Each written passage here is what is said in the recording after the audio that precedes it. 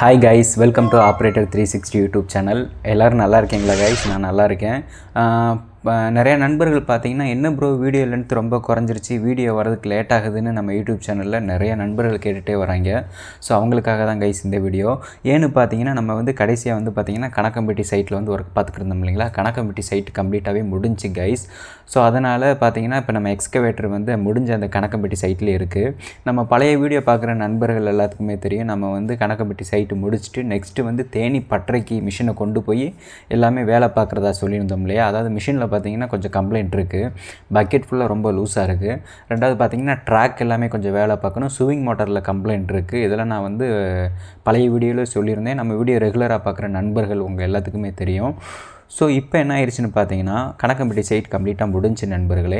ரெண்டாவது பார்த்தீங்கன்னா, நம்ம வந்து தேனிக்கு வந்து மிஷினை கொண்டு போனோம். இப்போ ஓனர் என்ன சொல்லிட்டாருன்னு பார்த்தீங்கன்னா, நீங்கள் தேனிக்கு ஏற்றிட்டு போகிற மாதிரி இருந்தால் எப்படியும் ஸ்ரீராமபுரத்தை தாண்டி தானே நீங்கள் கொண்டு போவீங்க. ஸ்ரீராமபுரத்தில் ஒரு ஒர்க் நடந்துக்கிட்டு இருக்குது, காங்கிரட்லாம் போட்டுக்கிருக்காங்க. இன்னும் ஒரு நாள் 2 நாளில் வந்து காங்கிரட் ஒர்க் முடிஞ்சிடும். நீங்கள் வந்தீங்கன்னா ஒரு 2 நாள் 3 நாளில் கரை ஒர்க் எல்லாமே முடிஞ்சுன்னா அதுக்கப்புறம் பட்டறைக்கு ஏற்றிக்கலாம்.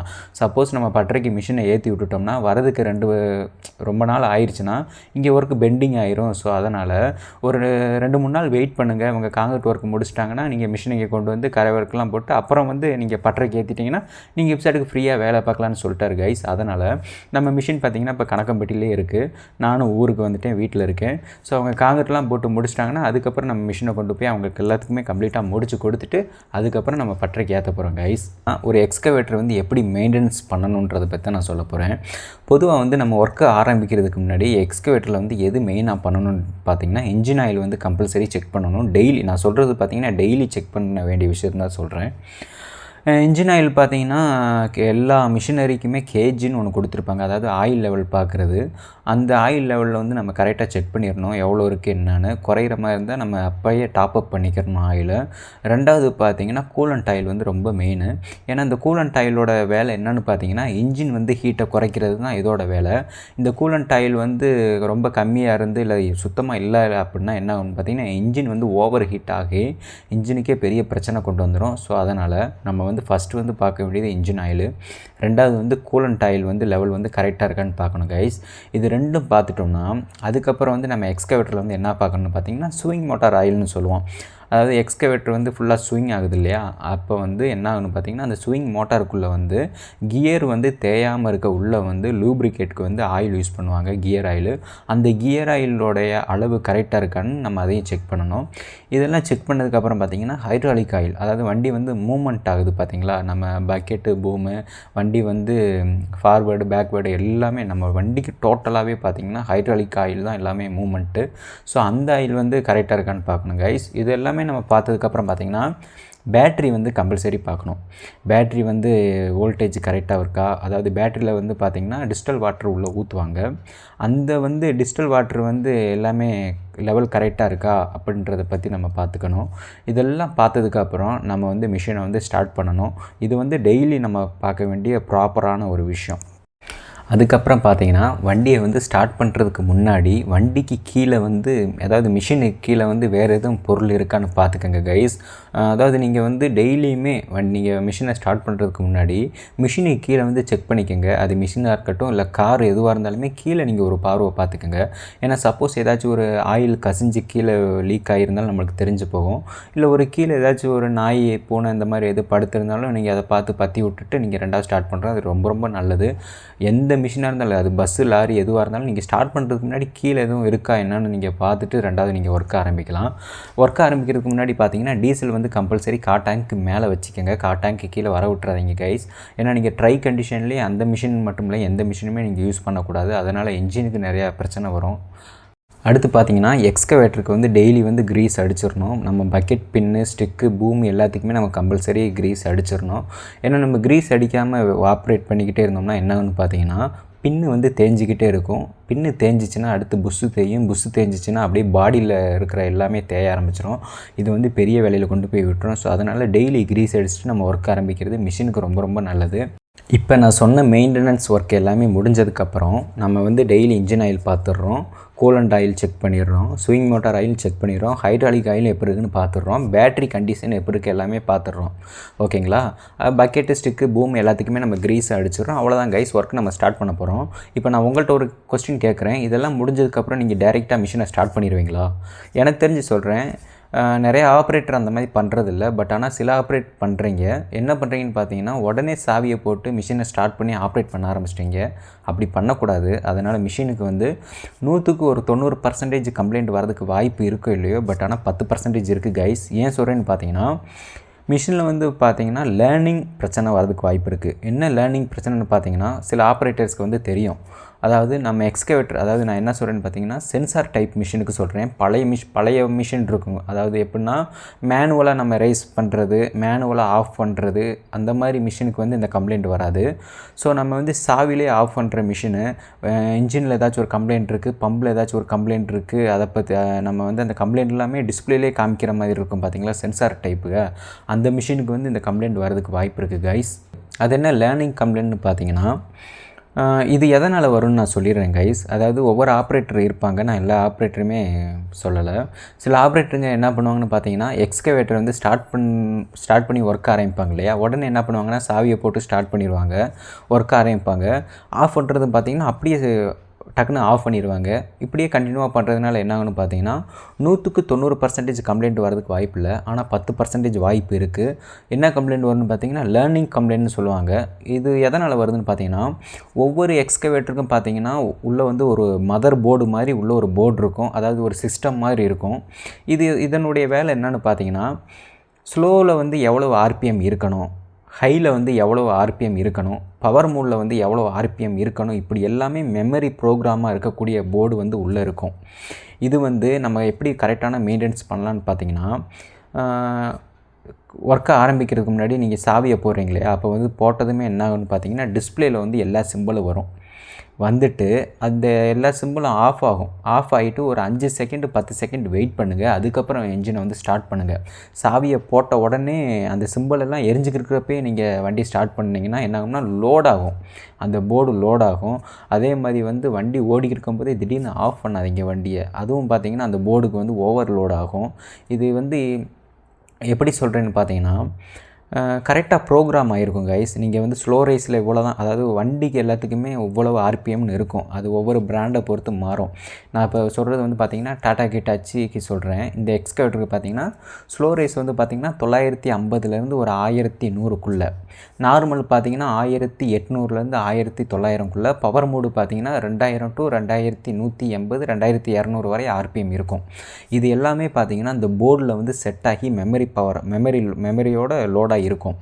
நம்ம ஒர்க் பண்ணும்போது கரெக்டாக இந்த மாதிரி ஸ்லோ ரேஸ் வச்சோம்னா இவ்வளோ ஆர்பிஎம் தான் இன்ஜினுக்கு போகணும், ஹை ரேஸில் வந்து இவ்வளவு ஆர்பிஎம் தான் இன்ஜினுக்கு போகணுன்னு எல்லாமே கண்ட்ரோல் பண்ணுறது அந்த போர்டு தான். இதை வந்து நம்ம வந்து கம்பல்சரி மெயின்டெனன்ஸ் பண்ணோம்னா நான் சொன்ன வழி தான் கரெக்டு. இதை விட்டுட்டு நீங்கள் வந்து சாவியை போட்ட உடனே ஸ்டார்ட் பண்ணீங்க, இடையில டக்குன்னு இன்ஜின் ஆஃப் பண்ணிங்கன்னா இந்த ப்ரோக்ராம் வந்து அப்படியே மாறிடுச்சுன்னா என்ன ஆகும்னா, கரெக்டாக அந்த ஆர்பிஎம் வந்து போகாது. இது அப்படியே சேஞ்ச் ஆயிரும். இதுக்கப்புறம் பார்த்திங்கன்னா எல்லாமே லேர்னிங் பண்ணி கரெக்டாக கொண்டு வரது வந்து கஷ்டமாயிரும். ஸோ இதை வந்து நீங்கள் அவாய்ட் பண்ணோம்னா கம்பல்சரி இந்த நான் சொன்ன விஷயத்தை வந்து நீங்கள் ஃபாலோ பண்ணுங்கள். எக்ஸ்கவேட்டர்னு மட்டும் இல்லை கைஸ், பொதுவாக எந்த மிஷினாக இருந்தாலும் சரி, எந்த வண்டியாக இருந்தாலும் சரி, காராக இருந்தாலும் சரி, பைக்காக இருந்தாலும் கூட சரி, சாவியை போட்ட உடனே செல்ஃப் பண்ணாதீங்க, ஸ்டார்ட் பண்ணாதீங்க. ஒரு 10 செகண்ட் ஒரு 5 செகண்ட் வெயிட் பண்ணுங்கள், அதுக்கப்புறம் ஸ்டார்ட் பண்ணுங்கள் கைஸ். ஒரு 5 செகண்ட் ஒரு 10 செகண்ட் போனதுக்கப்புறம் நீங்கள் ஸ்டார்ட் பண்ணிங்கன்னா அது மிஷினுக்கு வந்து ரொம்ப ஒரு நல்லது. நம்ம எக்ஸ்கவேட்டரில் பார்த்தீங்கன்னா 24 வோல்டேஜ் செட்டப் தான் இருக்கும். அதாவது பார்த்தீங்கன்னா 12 வோல்டேஜ் இருக்கக்கூடிய பேட்டரி 2 யூஸ் பண்ணுவோம். 12 சேர்ந்து 24ஆக கன்வெர்ட் பண்ணி நம்ம வந்து வோல்டேஜை வந்து எடுத்துக்கிடுவோம். ஏன்னா நம்ம எக்ஸ்கவேட்டரில் இருக்கிற எல்லா பார்ட்ஸுமே 24 வோல்டேஜில் ரன் ஆகக்கூடியது. செல்ஃப் மோட்டராக இருக்கட்டும், ரிலே காயில் எதுவாக இருக்கட்டும், அண்டு அது மட்டும் இல்லாமல் பார்த்தீங்கன்னா லைட்டு முதற்கொண்டு எல்லாமே 24 வோல்டேஜ். ஸோ அதனால் நம்ம எக்ஸ்கவேட்டரை வந்து ரன் பண்ணுறதுக்கு தேவையான வோல்டேஜ் பார்த்திங்கன்னா 24 வோல்டேஜ் இருக்கக்கூடிய சிஸ்டம் தான். ஸோ இதனால தான் பார்த்தீங்கன்னா நம்ம 12 வோல்டேஜ் இருக்கக்கூடிய பேட்டரி 2 யூஸ் பண்ணுவாங்க எக்ஸ்கவேட்டர் எல்லா மிஷினுக்கும் பார்த்தீங்கன்னா. இது மட்டும் இல்லை கைஸ், இன்னொரு முக்கியமான விஷயம் சொல்கிறேன். எல்லா எக்ஸ்கவேட்டர்லையும் பார்த்தீங்கன்னா ஃபியூஸ் செட்டப்னு ஒன்று கொடுத்துருப்பாங்க. இது நிறைய பேர் கவனத்தில் எடுக்க மாட்டேங்க, ஆனால் அது ரொம்ப முக்கியமான ஒரு விஷயம். இதனால் என்ன ஒரு யூஸ்னு பார்த்தீங்கன்னா, நம்ம வீட்டிலலாம் பார்த்தீங்கன்னா ஃபியூஸ்னு ஒன்று இருக்கும். வீட்டுக்குள்ளே வந்து ஒரு மிக்ஸி டிவி எதுவும் ஓடுறப்ப இல்லாட்டினா ஒரு ஷார்ட் சர்க்யூட் ஆயிடுச்சுன்னா அந்த ஃபியூஸ் வந்து போயிடும். இதனால் என்ன ஒரு பெனிஃபிட்னு பார்த்தீங்கன்னா, வீட்டுக்குள்ளே வந்து ஒரு 2 வயர் டச் ஆகுது, அது வந்து ஸ்பார்க் ஆகுது, தீ பிடிக்கிறது, இதெல்லாமே ஃபியூஸ் இருக்கிறதுனால அது நடக்காது. ஸோ 2 வயர் டச் ஆகுதுன்னு தெரிஞ்ச உடனே இந்த ஃபியூஸ் என்ன ஆகும்னா டக்குன்னு கட் ஆயிரும். உள்ளே வந்து எலக்ட்ரிசிட்டியை வந்து பாஸ் ஆக விடாது. இதனால் ஃபயர் ஆகிற ஆக்சிடெண்ட் வந்து குறைஞ்சிரும். இதே செட்டப் தான் பார்த்தீங்கன்னா எக்ஸ்கவேட்டர்லையும் கொடுத்துருப்பாங்க. எக்ஸ்கவேட்டர் மட்டும் இல்லை கைஸ், 2 வீலர்லேருந்து கார்லேருந்து எல்லா மிஷினரிக்குமே ஃபியூஸ்னு ஒன்று கொடுத்துருப்பாங்க. இதனால் என்ன ஒரு யூஸ்னு பார்த்தீங்கன்னா, இண்டிவிஜுவலாக தனித்தனியாக கொடுத்துருப்பாங்க. எக்ஸ்கவேட்டரில் பார்த்தீங்கன்னா லைட்டுக்குன்னு இத்தனை ஆம்ப்ஸ் ஃபியூஸ்னு கொடுத்துருப்பாங்க, ஃபேனுக்குன்னு இத்தனை ஆம்ப்ஸ், அதாவது ஏசி ஃபேனுக்குன்னு இத்தனை ஆம்ப்ஸ் கொடுத்துருப்பாங்க, ஹாரனுக்கு இத்தனை ஆம்ப்ஸ்னு கொடுத்துருப்பாங்க, ரிலேக்கு இத்தனை ஆம்ப்ஸ்னு கொடுத்துருப்பாங்க, காயிலுக்கு இத்தனை ஆம்ப்ஸ்னு கொடுத்துருப்பாங்க, சொலினாய்டுக்கு இத்தனை ஆம்ப்ஸ்னு இந்த மாதிரி ஒவ்வொரு நம்ம எக்ஸ்கவேட்டர் பேட்டரியில் இருந்து வெளியில் எங்கெங்கே வோல்டேஜ் போகுமோ அந்த எல்லா வோல்டேஜும் பார்த்தீங்கன்னா கேபின்குள்ளே வந்துட்டு அந்த ஃபியூஸ் பாக்ஸை தாண்டி தான் வெளியில் போகும். சப்போஸ் வெளியில் எங்கேயாச்சும் ஒரு 2 வயர் டச் ஆகுதுன்னா இந்த ஃபியூஸ் பாக்ஸ் என்ன பண்ணுன்னு பார்த்தீங்கன்னா அந்த லைனுக்கு போகிற வோல்டேஜ் அப்படியே கட் பண்ணி விட்டுரும். அதாவது நிறைய நண்பர்களுக்கு தெரியும், ஃபியூஸ் வந்து பார்த்திங்கன்னா ஒரு சின்ன செட்டப் மாதிரி இருக்கும். அதில் பார்த்திங்கன்னா சின்ன மைலூட் கம்பி தான் இருக்கும். வெளியில் எங்கேயாச்சும் ஸ்பார்க் ஆகுதுன்னா அந்த மைலூட் கம்பி அப்படியே கட் ஆயிரும். இதனால் அங்கே வோல்டேஜ் போகாது, ஃபயர் ஆகிறது இதெல்லாம் குறைஞ்சிரும். ஏன் அப்படின்னு பார்த்தீங்கன்னா, எக்ஸ்கவேட்டர் பொதுவாக டீசல் ஃபுல்லாக நம்ம யூஸ் பண்ணுவோம், ஆயில் ஃபுல்லாக இருக்கும். ஸோ ஃபயர் ஆயிடுச்சுன்னா அதை அணைக்கிறது ரொம்ப ரொம்ப கஷ்டம். அதனால் இது ரொம்ப கவனமாக இருக்கணும் கைஸ். இப்போ நம்ம வண்டியில் இருக்கிற ஃபியூஸ் பாக்ஸோட முக்கியத்துவத்தை நான் சொல்கிறேன். இப்போ நம்ம பேட்டரியில் இருக்கிற வோல்டேஜ் வந்து டைரெக்டாக வெளியில் எங்கேயும் போயிடாது.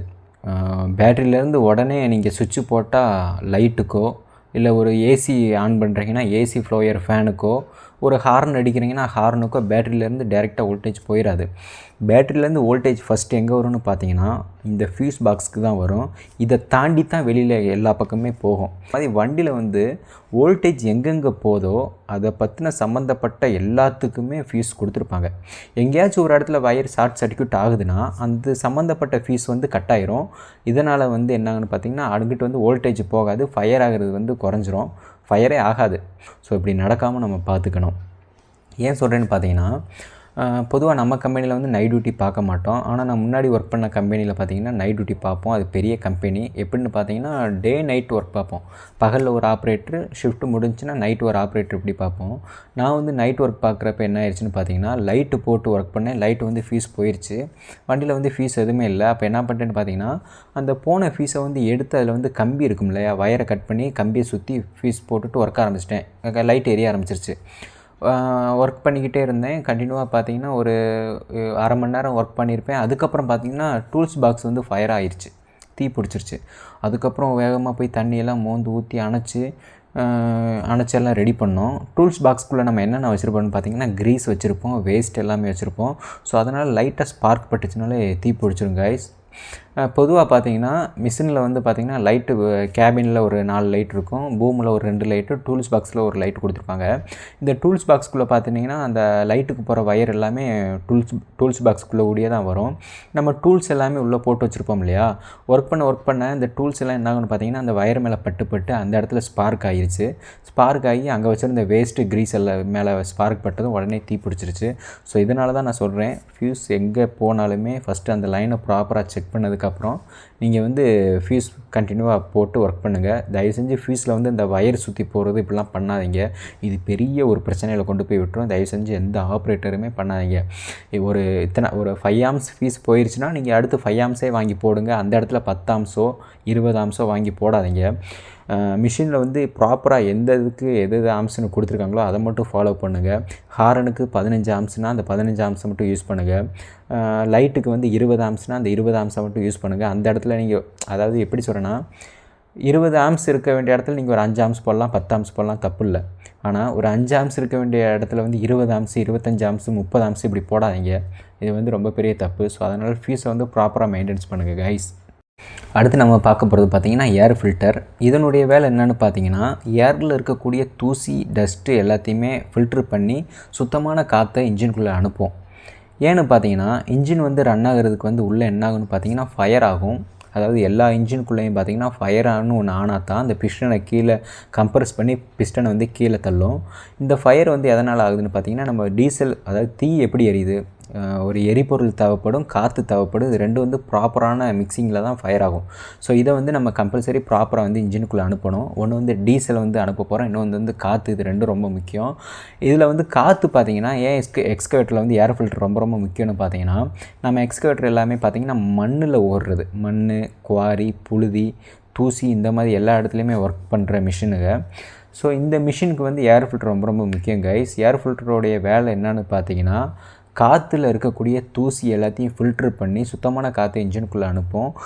ஒவ்வொரு கம்பெனியில் என்ன சொல்லுவாங்கன்னு பார்த்தீங்கன்னா, நீங்கள் அடுத்த சர்வீஸ்க்கு மட்டும் ஏர் ஃபில்டரை கழட்டி இது பண்ணால் போதும்னு சொல்லுவாங்க. ஆனால் என்னோடய கருத்து என்னென்னு பார்த்தீங்கன்னா, மாதத்தில் ஒரு தாட்டியாவது அந்த ஏர் ஃபில்டரை கழட்டி பக்கத்தில் ஏதாச்சும் இந்த காற்றடிக்கிற பஞ்சர் கடை இருக்கும் இல்லையா, அங்கே கொண்டு போய் இல்லாட்டினா நீங்களே ஒரு சொந்தமாக ஃப்ளோயர் ஒன்று வாங்கி வச்சுக்கலாம். அந்த ஃப்ளோயரை யூஸ் பண்ணி ஏர் ஃபில்டரில் இருக்கிற டஸ்ட் எல்லாமே நீங்கள் க்ளீன் பண்ணி மிஷினில் போட்டிங்கன்னா நல்லாயிருக்கும், ஸ்மூத்தாக இருக்கும், இன்ஜின் லைஃப் நல்லா வரும்.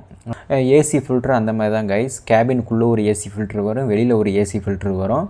ஏர் ஃபில்ட்ரு நம்ம இன்ஜினுக்குள்ளே போகிற மெயினான அந்த ஏர் ஃபில்ட்ரு, இந்த மூணையுமே கம்பல்சரி நீங்கள் க்ளீன் பண்ணி போடுறதுனால வண்டிக்கு வந்து கொஞ்சம் லைஃப் நல்லா வரும். ஸோ இதை வந்து நீங்கள் ப்ராப்பராக பண்ணிக்கோங்க. முக்கியமாக பார்த்தீங்கன்னா சர்வீஸ் எல்லாமே ப்ராப்பராக கரெக்டாக பண்ணுங்கள். ஒவ்வொரு மிஷினரிக்கும் பார்த்தீங்கன்னா ஒவ்வொரு சர்வீஸ் ஹவர்ஸ்னு கொடுத்துருப்பாங்க. நம்ம எக்ஸ்கவேட்டர் எல்லாம் பார்த்தீங்கன்னா ஹவர்ஸை பேஸ் பண்ணி தான் சர்வீஸ் பண்ணுவோம். இன்ஜின் ஆயில் வந்து ஒரு 500 மணி நேரம்னு சொல்லுவாங்க, ஒவ்வொரு மிஷினுக்கு வந்து 250 மணி நேரம்னு சொல்லுவாங்க. ட்ராக்கு ஸ்விங் மோட்ரு சர்வீஸ் பார்த்திங்கன்னா 1000ன்னு சொல்லுவாங்க. அது ஒவ்வொரு மிஷினரியை பொறுத்து மாறும். ஸோ இதை வந்து நீங்கள் ப்ராப்பராக வந்து கம்பெனி சர்வீஸ் ஹவர் எதுவோ அதை வந்து நீங்கள் ப்ராப்பராக வந்து மெயின்டெனன்ஸ் பண்ணிக்கோங்க. சர்வீஸ் வந்து கரெக்டாக அந்தந்த ஹவரில் பண்ணுங்கள். இது வந்து ரொம்ப ரொம்ப நல்லது, இன்ஜின் லைஃபுக்கு, மிஷினுக்கு வந்து ரொம்ப நல்லது கைஸ். ஸோ இதை நீங்கள் வந்து கம்பல்சரி ஃபாலோ பண்ணுங்கள். இன்னொன்று பார்த்தீங்கன்னா, லோக்கல் ஃபில்டர் ஐட்டத்தை வந்து நீங்கள் யூஸ் பண்ணாதீங்க. இது வந்து என்னோடய ஒரு சின்ன அட்வைஸுங்க. நீங்கள் இப்போ ஒரு டாட்டா கிட்டாச்சி யூஸ் பண்ணுறீங்கன்னா கம்பெனிலேருந்து ப்ராடக்டை வாங்கி யூஸ் பண்ணுங்கள் கைஸ். அதாவது ஃபில்டர் ஐட்டம் நான் சொல்கிறேன். நீங்கள் வந்து நிறையா பேர் வந்து கம்பெனி சர்வீஸுக்குன்னு போயிட்டால் ரொம்ப காஸ்ட் அதிகமாகுது, அதனால் நான் லோக்கலை யூஸ் பண்ணுறேன்னு பார்த்தீங்கன்னா, அதனால் உங்கள் மிஷினுக்கு வந்து ரொம்ப ரொம்ப ரொம்ப எப்படி சொல்கிறதுனா லைஃப் குறையும். ஸோ அப்படி யாரும் பண்ணாதீங்க. மெயினாக பார்த்தீங்கன்னா இந்த ஃபில்டர் ஐட்டத்தை மட்டும் கூட நீங்கள் கம்பெனியில் வாங்கி போட்டு நீங்கள் ஆயில் கூட நீங்கள் வெளியில் வாங்கிக்கிங்க. ஸோ இந்த ஃபில்டர் ஐட்டம் எல்லாமே நீங்கள் கம்பெனியில் வாங்கி போகிறது மிஷினுடைய லைஃபுக்கு வந்து ரொம்ப ரொம்ப நல்லது. இதை நான் வந்து நிறைய நண்பர்கள் ஃபாலோ பண்ணிக்கங்க கைஸ். அதே மாதிரி பார்த்திங்கன்னா நம்ம எக்ஸ்கவேட்டர் எல்லாமே பார்த்திங்கன்னா ஒவ்வொரு சைட்டில் நம்ம ஒர்க் பண்ணிக்கிட்டு இருப்போம். டீசல் தீர்ந்துடுச்சுன்னா நம்ம எக்ஸ்கவேட்டரை எடுத்துகிட்டு பங்குக்கு போய் போட முடியாது. ஸோ நம்ம எல்லாம் எப்படி டீசல் போடுவோம்னு பார்த்திங்கன்னா ஒரு பேரல்லையோ இல்லை ஒரு கேன்லேயோ வாங்கி கொண்டு வந்து போடுவோம். ஒரு சின்ன மிஷினாக இருக்குது, ஒரு 80-70 இருக்குன்னா கேனில் வாங்கிட்டு வந்து போட்டு ஒர்க் பார்ப்பாங்க. இதே இது ஒரு 110க்கு மேலே ஒரு 140, 200 எக்ஸ்கவேட்டர் 220 இப்படிலாம் நம்ம ஒர்க் பண்ணிக்கிறோம்னா கேனில் கொண்டு வரதெல்லாம் பத்தாது. ஏன்னா அது மணிக்கே பார்த்திங்கன்னா 10 லிட்டருக்கு மேலே டீசல் போகும். ஸோ இதனால் என்ன பண்ணுவாங்கன்னு பார்த்தீங்கன்னா பெரிய பெரிய பேரலில் கொண்டு வந்து டீசல் நம்ம யூஸ் பண்ணுவோம். கொண்டு வந்து பங்க்கில் வாங்கிட்டு வந்து பேரலில் கொண்டு வந்து நம்ம மிஷினுக்கு ஊற்றி நம்ம ஒர்க் பார்ப்போம். இதில் ஒரு சின்ன விஷயம் என்ன சொல்ல வரேன்னு பார்த்தீங்கன்னா, இரும்பு பேரலை வந்து யூஸ் பண்ண வேணாம். ஏன்னா இரும்பு பேரல் யூஸ் பண்ணோம்னா துருப்பிடிக்கிறதுக்கு வாய்ப்பு இருக்குது. ஸோ அப்படி துருப்பிடிக்கும் போது உள்ளே எப்படி இருக்குன்னு நம்மளுக்கு தெரியாது. அந்த துருவெல்லாம் சேர்ந்து டீசலில் நம்ம எக்ஸ்கவேட்டர் டேங்க்குள்ளே போயிடுச்சுன்னா அது வந்து ஃபில்டரில் போய் அடைச்சிக்கிறோம். இதனால் பிரச்சனை வரும். ஸோ அதனால் பிளாஸ்டிக் பேரல் யூஸ் பண்ணுறது ரொம்ப ரொம்ப நல்லது கைஸ். அது மட்டும் இல்லாமல் பார்த்தீங்கன்னா எக்ஸ்கவேட்டரில் வந்து சின்ன கம்ப்ளைண்ட் எது வந்தாலுமே அதை அப்பயே உடனே சரி செய்ய பாருங்கள். இன்னொரு நாள் பார்த்துக்கலாம், ஃப்ரீயாக இருக்கும்போது பார்த்துக்கலாம், அப்புறம் பார்த்துக்கலான்னு கேர்லெஸ்ஸாக விடாதீங்க. அது பெரிய வேலையில் கொண்டு போய் விட்டுரும். ஸோ அந்த தப்பை யாரும் பண்ணாதீங்க கைஸ். அதுக்கப்புறம் பார்த்திங்கன்னா நம்ம எக்ஸ்கவேட்டர் வேலை செய்கிறப்ப பார்த்திங்கன்னா நிறையா இடத்துல வந்து கொஞ்சம் ரிஸ்க்கான இடத்துலலாம் வேலை செய்கிற மாதிரி சுச்சுவேஷன் வரும். அந்த இடத்துல செஞ்சு தான் ஆகணும்னு ஒரு நிலமை வரும். ஸோ அப்போல்லாம் ரொம்ப கவனமாக நீங்கள் ஒர்க் பண்ணுங்கள். இப்போ உதாரணத்துக்கு பார்த்திங்கன்னா ஒரு கரண்ட் வயருக்கு கீழே பார்த்திங்கன்னா கொஞ்சம் ஃபார்மருக்கெலாம் நம்ம மிஷினரியெலாம் ஓடும். இல்லை ஒவ்வொரு சைட்டு பார்த்திங்கன்னா கரண்ட் வயருக்கு கீழே ஒர்க் பண்ணுற மாதிரி வரும். கரண்ட் வயர் ரொம்ப கீழே தனிவாக இருக்கும். அந்த இடத்துல பார்த்திங்கன்னா எக்ஸ்கவேட்டர் ஒர்க் பண்ணுறதே சிரமமாக இருக்கும். ஸோ அந்த இடத்துல ரொம்ப கவனமாக ஒர்க் பண்ணுங்கள் கைஸ். ரொம்ப சேஃபாக இருங்க. ஏன்னா சேஃப்டி ரொம்ப முக்கியம். ஸோ அதனால நான் என்ன சொல்ல வரேன்னு பார்த்தீங்கன்னா, என்றைக்குமே ஒரு நல்ல மெயின்டெனன்ஸ் தான் பார்த்தீங்கன்னா மிஷின் லைஃப்பை வந்து இன்க்ரீஸ் பண்ணோம். ஸோ அதனால் மெயின்டெனன்ஸ் வந்து கரெக்டாக ப்ராப்பராக பண்ணுங்கள் கைஸ். எல்லாருமே சேஃபாக இருங்க. இன்றைக்கான வீடியோ அவ்வளோதான் கைஸ். அதுக்கப்புறம் நம்ம மிஷினை வந்து பட்டறைக்கு ஏற்றிடுவோம். ஸோ அதை பற்றின நான் வீடியோலாம் போடுறேன். உங்களுக்கு இந்த வீடியோ யூஸ்ஃபுல்லாக இருக்குது, வீடியோ பிடிச்சுன்னா ஒரு லைக் பண்ணிக்கோங்க. நம்ம ஆப்ரேட்டர் 360 யூடியூப் சேனலில் சப்ஸ்கிரைப் பண்ணாமல் இருந்தீங்கன்னா சப்ஸ்கிரைப் பண்ணிக்கோங்க கைஸ். எல்லாருமே பார்த்து சேஃபாக இருங்க. பாய்.